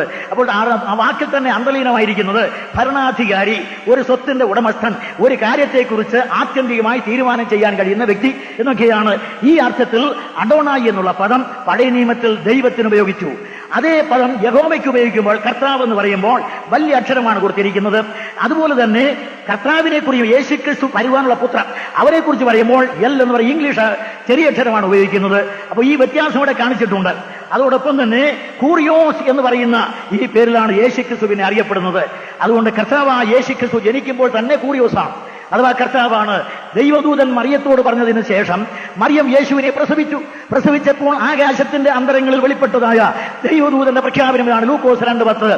അവിടെ അദ്ദേഹം പ്രഖ്യാപിച്ചിരിക്കുന്നത് ഇങ്ങനെയാണ്, സർവ്വജനത്തിനും ഉണ്ടാകുവാനുള്ള മഹാസന്തോഷം ഞാൻ നിങ്ങളോട് സുവിശേഷിക്കുന്നു, കർത്താവായ ക്രിസ്തു എന്ന രക്ഷിതാവ് ഇന്ന് ദാവീദിന്റെ പട്ടണത്തിൽ നിങ്ങൾക്കായി ജനിച്ചിരിക്കുന്നു. പ്രസംഗ വിഷയം ഇതല്ലായിരുന്നെങ്കിൽ ഈ ഒറ്റ വാക്യം മതി എനിക്ക് 3 ദിവസം പ്രസംഗിക്കുക. കർത്താവായ യേശുക്രിസ്തു കർത്താവാണ്, അഡോണായിയാണ്. അതുകൊണ്ട് കർത്താവായ ക്രിസ്തു എന്ന രക്ഷിതാവ്, യേശുക്രിസ്തു രക്ഷിതാവ് എന്ന് പറഞ്ഞാൽ ക്രിസ്തു എന്ന രക്ഷിതാവ്, പുത്രൻ എന്ന രക്ഷിതാവ്, അഭിഷിക്തൻ എന്ന രക്ഷിതാവ്, മശിയ എന്ന രക്ഷിതാവ്. ഇന്ന് ഈ കാലഘട്ടത്തിൽ യേശുക്രിസ്തു തിരുവതാരം ചെയ്ത ഇന്ന് എബ്രായ ലേഖനത്തിലേക്ക് വരുമ്പോൾ ഇന്ന് എന്നുള്ള വാക്കിന് കൊടുത്തിരിക്കുന്ന പ്രസക്തി ഇതാണ്, ഇന്ന്. അതുകൊണ്ടാണ് ഈ ഇന്ന് എന്നുള്ള വാക്ക് പ്രസക്തി വന്നത്. ദൈവം നമ്മുടെ ദൂതൻ പറഞ്ഞത് കർത്താവാണ് ജനിച്ചു വീണത്. മറിയത്തിന്റെ കയ്യിൽ വന്ന ശിശു ഉണ്ടല്ലോ, ആ ശിശു തന്നെ ആരാണെന്ന് ഇവിടെ വ്യക്തമാക്കി കർത്താവാണെന്ന്. അതിനപ്പുറം ഞാൻ വിശദീകരിക്കുന്നില്ല. അതിന് പിന്നാലെ പല വാക്യങ്ങളുണ്ട്, എല്ലാം ചൂണ്ടിക്കാണിക്കാൻ നിവൃത്തിയില്ല. യേശുവിനെ കർത്താവായിട്ടാണ് ശിഷ്യന്മാർ മനസ്സിലാക്കിയത്. യോഹന്നാൻ 13:13, തോമസ് 20:28 കർത്താവും ദൈവമെന്നാണ് വിളിക്കുന്നത്. അടുത്ത് യഹോവയെ കുറിച്ച് പഴയ നിയമത്തിൽ പറഞ്ഞിട്ടുള്ള എല്ലാ കാര്യങ്ങളും പുതിയ നിയമത്തിൽ യേശുക്രിസ്തുവിനെ കുറിച്ചും പറഞ്ഞിട്ടുണ്ട്. പഴയ നിയമത്തിൽ എന്തെല്ലാം ദൈവത്തെ കുറിച്ച് പറയുന്നുവോ അതെല്ലാം പുതിയ നിയമത്തിൽ യേശുക്രിസ്തുവിനെ കുറിച്ച് പറഞ്ഞിട്ടുണ്ട്. അതൊക്കെ എനിക്ക് വിശദീകരിക്കാൻ സമയമില്ല. അതുകൊണ്ട് ഒരു കാര്യം നിങ്ങൾ ശ്രദ്ധിക്കണം, പഴയ നിയമത്തിൽ യഹോവയായ ദൈവത്തെ കുറിച്ച് പറഞ്ഞിരിക്കുന്ന അനവധി പോയിന്റുകൾ പുതിയ നിയമത്തിൽ കർത്താവിനെ കുറിച്ച് പറയുന്നുണ്ട്. ഒന്നാമത് ആദ്യനും അന്ത്യനും എന്നാണ് ദൈവത്തെ വിളിക്കുന്നത്. യേശയ്യാവ് 44:6, 48:2, വെളിപ്പാട് പുസ്തകം 1:8, 17:18. ഈ 2 വാക്യങ്ങൾ വായിച്ചാൽ അവിടെ എഴുതിയിരിക്കുന്നത് ഇങ്ങനെയാണ്. അവിടെ പറയുന്നത് ആദ്യനും അന്ത്യനുമാകുന്നു. യേശുക്രിസ്തുവിന്റെ അവകാശ പ്രഖ്യാപനം ആദ്യനും അന്ത്യനുമാകുന്നു എന്നാണ്. 2, യഹോവ ഇറേ യഹോവ പ്രത്യക്ഷനാകുമെന്നാണ് ഈ വാക്കിന്റെ അർത്ഥം. എബ്രായ ലേഖനം 9:26 ഉൽപ്പത്തി പുസ്തകം 22:13-14 സമാന്തരമായി യഹോവ പ്രത്യക്ഷനാകുമെന്നുള്ളതിന് പകരം ഇവിടെ യേശുക്രിസ്തു പറഞ്ഞു അവൻ പ്രത്യക്ഷനാകും ആയിരിക്കുന്നു എന്ന്. 3 യഹോവ റാഫ, പുറപ്പാട് 15:26 സൗഖ്യമാക്കുന്ന ദൈവം. അതിനെ ഇവിടെ വിവരിച്ചിരിക്കുന്നത് 1 പത്രോസ് 2:24 അവിടെ പറയുന്നത് ക്രിസ്തു നമ്മെ സൗഖ്യമാക്കുന്നവനാണ്. അതുപോലെ തന്നെ യഹോവ നിസി, 4-ാമത്തെ കുറിപ്പ് പുറപ്പാട് 17:15 ക്രിസ്തുവിനെ കുറിച്ച് ഇതേ വാക്ക് തന്നെയാണ്. കൊടി ഉയർത്തപ്പെട്ട കൊടിയാണ്. യഹോവ ഉയർത്തപ്പെട്ട കൊടിയാണെങ്കിൽ നമ്മുടെ കർത്താവ് യേശു ക്രിസ്തു ഉയർത്തപ്പെട്ടവനാണ്. 5-ാമത് യഹോവ ശാലേയ എന്ന് പറഞ്ഞാൽ ദൈവം നമ്മുടെ സമാധാനം. പുതിയ നിയമത്തിലേക്ക് വരുമ്പോൾ യേശു ക്രിസ്തു നമ്മുടെ സമാധാനം. എഫേസ്യർ 2:14 കൊലോസ്യർ 1:20 ഈ വാക്യങ്ങളിൽ യേശു ക്രിസ്തു നമ്മുടെ സമാധാനം. റോമർ 5:1 യേശു ക്രിസ്തു നമ്മുടെ സമാധാനം. അത് കഴിഞ്ഞാൽ യഹോവ റാഹ, യഹോവ എന്റെ ഇടയനാകുന്നു. സങ്കീർത്തനം 23:1 യേശു ക്രിസ്തു പറഞ്ഞു ഞാൻ നല്ല ഇടയനാകുന്നു. ചുരുക്കത്തിൽ പഴയ നിയമത്തിൽ ദൈവത്തെ കുറിച്ച് എന്തൊക്കെ പറഞ്ഞിട്ടുണ്ടോ അതെല്ലാം പുതിയ നിയമത്തിൽ യേശു ക്രിസ്തുവിനെ കുറിച്ച് പറഞ്ഞിട്ടുണ്ട്. യഹോവ സിദ്ക്കിയേനു അഥവാ യഹോവ നമ്മുടെ നീതി. യെരമ്യാവ് 23:6 1 കൊരിന്ത്യർ 1-ാം-അധ്യായത്തിന് 30 1 യോഹന്നാൻ 1:9 ഈ വാക്യങ്ങളിൽ പറഞ്ഞിരിക്കുന്നത് യഹോവ നമ്മുടെ നീതി എന്നതിന് സമാന്തരമായി ക്രിസ്തു നമ്മുടെ നീതിയാകുന്നു എന്നാണ്. 8-ാമത് യഹോവ ഷമ്മ, യഹോവ അവിടെ. യഹോവ അവിടെ എന്ന് യെഹെസ്കേൽ 48:35 പറയുമ്പോൾ ഇവിടെ ഇതാ ക്രിസ്തു അവിടെ. ശിഷ്യന്മാർ ഇവിടെ കൂടുന്നുവോ അവരുടെ നടുവിൽ അവിടെ. അതുകൊണ്ട് ദൈവത്തെ കുറിച്ച് ഇവിടെ പറഞ്ഞിരിക്കുന്ന എല്ലാ കാര്യങ്ങളും കർത്താവായ യേശു ക്രിസ്തുവിൽ കാണാം. ഇനി ഇതെല്ലാം ദൈവത്തിന്റെ പേരിനോട് ചേർന്നുള്ള കാര്യമാണ് ഒരു പോയിന്റ് പറഞ്ഞത്.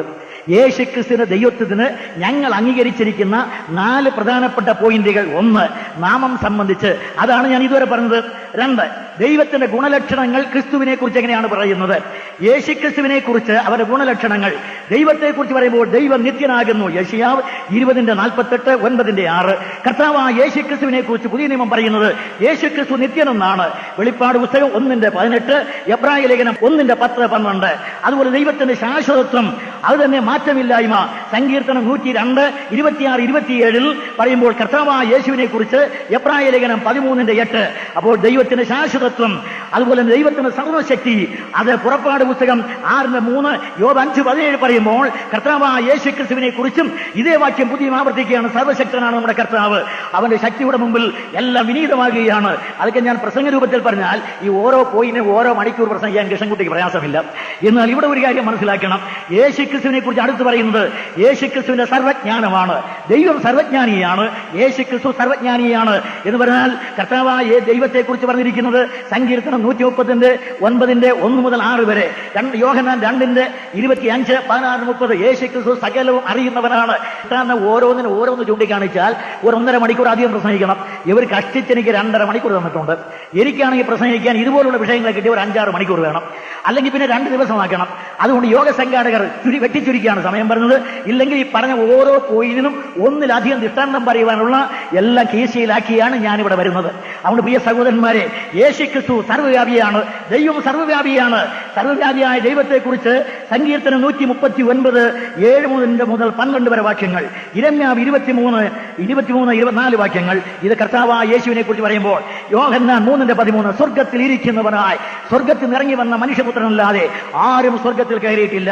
അപ്പോൾ ഇവിടെ ഒരു പ്രധാനപ്പെട്ട വസ്തുത ചൂണ്ടിക്കാണിക്കണം. ദൈവത്തെ സംബന്ധിച്ച് 2 പ്രധാനപ്പെട്ട കാര്യങ്ങൾ ക്രിസ്തുവുമായിട്ട് എങ്ങനെ ഇണങ്ങിച്ചേർന്നിരിക്കുന്നു. ക്രിസ്തു അത്ഭുതം ചെയ്തതുകൊണ്ടല്ല ഞാൻ ദൈവം എന്ന് വിളിക്കുന്നത്. ഈ ഗുണങ്ങൾ ക്രിസ്തുവിൽ നിക്ഷിപ്തമായി കാണുന്നത് കൊണ്ട് ദൈവത്തെ കുറിച്ച് പറഞ്ഞിരിക്കുന്ന എല്ലാ കാര്യങ്ങളും ക്രിസ്തുവിനെ കുറിച്ച് പറഞ്ഞിരിക്കുന്നത് കൊണ്ടാണ് ഞാൻ ഇത് ഇവിടെ യേശുവിനെ ദൈവമായി അംഗീകരിക്കുന്നത്. ഇനി ഇതിനോട് ചേർന്ന് 3-ാമത് ഞാൻ പറഞ്ഞ പ്രവൃത്തികൾ സംബന്ധിച്ച് പഴയ നിയമത്തിലെ ദൈവം എന്ത് പ്രവർത്തിക്കുന്നുവോ അത് പുതിയ നിയമത്തിൽ ക്രിസ്തു പ്രവർത്തിക്കുന്നതായി പറയുന്നു. പ്രപഞ്ച സൃഷ്ടി തന്നെ ദൈവം നടത്തി. ആ സൃഷ്ടി ആരാണ് നടത്തിയെന്ന് പുതിയ നിയമത്തിൽ പറയുമ്പോൾ എഴുതിയിരിക്കുന്നത് ഇങ്ങനെയാണ്. യെശയ്യാവിന്റെ പ്രവചനം 20:48, ഉൽപ്പത്തി പുസ്തകം 1:1, സങ്കീർത്തനം 96:5 ഇവിടെയെല്ലാം പറയുമ്പോൾ ദൈവമാണ് സൃഷ്ടികർമ്മം നടത്തുന്നത്. പുതിയ നിയമത്തിലേക്ക് വരുമ്പോൾ യോഹന്നാൻ 1:1-3 വരെ യേശു ക്രിസ്തുവാണ് സൃഷ്ടി നടത്തുന്നത്. അവിടെ വായിച്ചു നോക്കുക. യോഹന്നാൻ 1:1-3 വരെ വാക്യങ്ങളിൽ പറയുന്നത് ആദിയിൽ വചനമുണ്ടായിരുന്നു, വചനം ദൈവത്തോട് കൂടെയായിരുന്നു, വചനം ദൈവമായിരുന്നു, സകലവും അവൻ മുഖാന്തരം ഉളവായതൊന്നും അവനെ കൂടാതെ ഉളവായതല്ല എന്ന് പറഞ്ഞിട്ട് കൊലോസ്യ ലേഖനം 1:15-16 വാക്യം വരുമ്പോൾ സകലവും അവൻ മുഖാന്തരവും അവനായിട്ടും ഉളവായതൊന്നും അവനെ കൂടാതെ ഉളവായില്ല. എബ്രായ ലേഖനം 1:3 വരുമ്പോൾ പിന്നെയും വായിക്കുന്നത് സകലവും അവൻ മുഖാന്തരം സൃഷ്ടിക്കപ്പെട്ടു. അതുകൊണ്ട് കർത്താവായ യേശു ക്രിസ്തു ദൈവത്തിന്റെ ലോഗോസ് ആയതിനാൽ, ദൈവത്തോടുകൂടെ നിത്യനായ പുത്രനായി ഇരിക്കുന്നതിനാൽ, നാം എന്ന് അരുളി ചെയ്യുന്ന ഏലോഹീം എന്ന് പറയും ദൈവത്തിൽ ഒരാളിനായിട്ട് മാത്രം ഒന്നും ചെയ്യാൻ കഴിയയില്ല. അവർ ഐക്യത്തിൽ ഒന്നായിരിക്കുന്നത് കൊണ്ട് നാം നമ്മുടെ സാദൃശ്യത്തിൽ മനുഷ്യനെ ഉണ്ടാക്കുക എന്ന് പറയുമ്പോൾ ഇച്ഛിക്കുന്ന ദൈവം, പ്രവർത്തിക്കുന്നത് ക്രിസ്തു, വ്യാപരിക്കുന്നത് ആത്മാവ്. ഇതുപോലെ പ്രപഞ്ച ശിക്ഷയിൽ ദൈവവും ക്രിസ്തുവും ആത്മാവ് ഒന്നിച്ചേർന്നാണ് പ്രവർത്തിക്കുന്നത്. ദൈവം സൃഷ്ടിച്ചു, ആ പ്രപഞ്ചത്തിൽ ആത്മാവ് വ്യാപരിക്കുന്നു, പുത്രൻ സംരക്ഷിക്കുന്നു. അതുകൊണ്ട് പ്രിയ സ്നേഹിതരെ, പ്രവൃത്തികളുടെ അടിസ്ഥാനത്തിൽ യേശുക്രിസ്തുവിനെ ഞങ്ങൾ ദൈവമെന്ന് വിളിക്കുന്നു. രണ്ടാമത്, അകൃത്യങ്ങളും പാപങ്ങളും മോചിക്കുന്നത് പഴയ നിയമത്തിൽ ദൈവമാണ്. അതിനൊരു ചെറിയ ദൃഷ്ടാന്തം ഞാൻ പിന്നെ പറയും. അതുകൊണ്ട് അകൃത്യങ്ങളും പാപങ്ങളും മോചിക്കുക. സങ്കീർത്തനം 103:3, അതുപോലെ 130:8 യഹോവ നമ്മുടെ പാപങ്ങൾ മോചിക്കുന്നു, അകൃത്യങ്ങൾ മോചിക്കുന്നു എന്നവിടെ പറയുമ്പോൾ, പുതിയ നിയമത്തിൽ യേശുക്രിസ്തു പാപമോചനം കൊടുക്കുകയാണ്. ലൂക്കോസ് 7:38, മത്തായി 9:2-6 വരെ ഈ വാക്യങ്ങളിൽ യേശുക്രിസ്തു പാപമോചനം കൊടുക്കുകയാണ്. തന്റെ അടുക്കൽ വന്ന പാപിണിയായ സ്ത്രീ പാദാന്തികെ വന്ന് പാദപര്യടനം നടത്തി പാപങ്ങളെക്കുറിച്ച് പശ്ചാത്തപിച്ച പതിതയായ വനിതയ്ക്ക് പാപമോചനം നൽകി നിൽക്കുന്ന കർത്താവ് പാപമോചനം നൽകുമ്പോൾ ശിഷ്യന്മാർ നിന്റെ പാപങ്ങളെ മോചിച്ചു തന്നിരിക്കുന്നു എന്ന് യേശു പ്രഖ്യാപിച്ചപ്പോൾ യഹൂദന്മാർ ചോദിച്ചത് ഇങ്ങനെയാണ്: പാപമോചനം കൊടുക്കുന്ന ഇവനാർ? അവർക്കറിയാം പാപങ്ങളെ മോചിക്കുവാൻ ദൈവത്തിന് മാത്രമേ അധികാരമുള്ളൂ. പാപങ്ങളെ മോചിക്കുന്നത് ദൈവത്തിന് മാത്രമാണ് അധികാരമെങ്കിൽ ആ അധികാരം ഉപയോഗിച്ച് ദൈവമായ കർത്താവായ യേശു ക്രിസ്തു ഇപ്പോൾ പാപമോചനം കൊടുത്തുകൊണ്ട് തന്റെ ദൈവത്വത്തെ വിളംബരം ചെയ്യുകയാണ്. അവന്റെ പ്രവൃത്തിയിലൂടെ അവന്റെ ദൈവത്വം ഞങ്ങൾ അംഗീകരിക്കുന്നു. 3, മരിച്ചവരെ ഉണർത്തി ജീവിപ്പിക്കുന്നതിൽ ഇവിടെ ബൈബിളിൽ പറഞ്ഞിരിക്കുന്നത് അവന്റെ ദൈവത്വത്തെ വിശദീകരിക്കുന്നത് ഞാൻ നേരത്തെ പുനരുത്ഥാനത്തെ കുറിച്ച് പറയുന്നത് പോലെ തന്നെ ഇവിടെയാണ്. യോഹന്നാൻ 5:21-22, 11:25, സങ്കീർത്തനം 50:4, 90:3 ഈ വാക്യങ്ങളിൽ പറഞ്ഞിരിക്കുന്നത് ദൈവമാണ് മരിച്ചവരെ ഉയർപ്പിക്കുന്നത്, ഉണർത്തി ജീവിപ്പിക്കുന്നത്. യേശുക്രിസ്തു ഇതേ പ്രവൃത്തി ചെയ്യുന്നതിനാൽ അവനെ ആ പ്രവൃത്തിയുടെ അടിസ്ഥാനത്തിൽ ദൈവമായി അംഗീകരിക്കേണ്ടിയിരിക്കുന്നു. 4, ന്യായവിധി നടത്തുന്നതിന്റെ അടിസ്ഥാനത്തിൽ അവനെ ദൈവമായിട്ട് ഞങ്ങൾ അംഗീകരിക്കേണ്ടി വരുന്നു. അപ്പോൾ ദൈവത്തിന്റെ പ്രവൃത്തികൾ സംബന്ധിച്ച് ഇനി അടുത്ത് അതിപ്രധാനമായ മറ്റൊരു കാര്യം കൂടെ, ചില കാര്യം കൂടെ ചൂണ്ടിക്കാണിക്കാം. പ്രാർത്ഥന കേൾക്കുന്നതാണ് മറ്റൊരു കാര്യം. ദൈവമാണ് പ്രാർത്ഥന കേൾക്കുന്നത്. എല്ലാ പ്രാർത്ഥനയ്ക്ക് ഉത്തരം നൽകുന്നത് ദൈവമാണ്. 1 ശമൂവേൽ 7:5-9 വരെ. അതിനോട് ചേർന്ന് യോഹന്നാൻ 14:13, 1 യോഹന്നാൻ 5:14 യേശുക്രിസ്തു പറയുന്നത് എന്നോട് പ്രാർത്ഥിച്ചാൽ ഞാൻ എന്റെ പിതാവിനോട് പറയും, നിങ്ങൾക്കത് ലഭിക്കുകയും ചെയ്യുമെന്നാണ്. അപ്പോൾ പ്രാർത്ഥനയ്ക്ക് ഉത്തരം കൊടുക്കുന്നത് പഴയ നിയമത്തിൽ പറയുമ്പോൾ ദൈവം, പുതിയ നിയമത്തിൽ യേശുക്രിസ്തു. അതുകൊണ്ട് ദൈവം ചെയ്യുന്ന എല്ലാ കാര്യങ്ങളും യേശുക്രിസ്തു ചെയ്യുന്നുണ്ട്. അതുകൊണ്ട് ഇവിടെ ദൈവം അംഗീകരിക്കുന്നു. 4-ാമത്തെ കുറിപ്പ്, ദൈവത്തെ ആരാധിക്കുന്നത്, ആരാധന സ്വീകരിക്കുന്ന കാര്യത്തിൽ യേശുക്രിസ്തു ദൈവത്തിന് സമനാണ്. നമുക്കറിയാം പഴയ നിയമത്തിൽ ആവർത്തനം 6:13 പറയുന്നത് നിന്റെ ദൈവമായ കർത്താവിനെ മാത്രമേ നമസ്കരിക്കാവൂ. മത്തായി 4:10 തന്നെ പരീക്ഷിക്കുന്ന പിശാചിനോട് യേശുക്രിസ്തു പറഞ്ഞത് ഇങ്ങനെയാണ്: നിന്റെ ദൈവമായ കർത്താവിനെ മാത്രമേ ആരാധിക്കാവൂ.